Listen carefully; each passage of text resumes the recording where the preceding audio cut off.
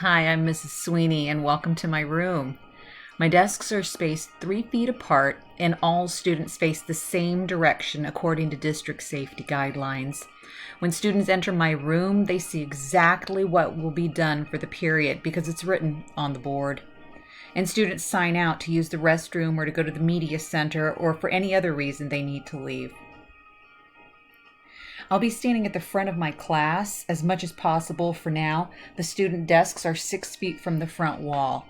And students will also be doing other things like taking reading counts quizzes in my class during school time.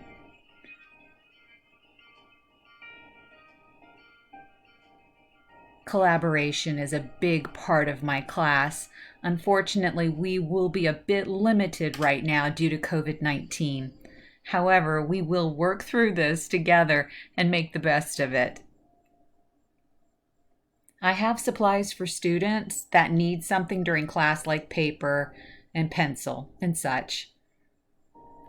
I hope my room is a comfortable place for all my students, and I hope they feel welcome here at all times.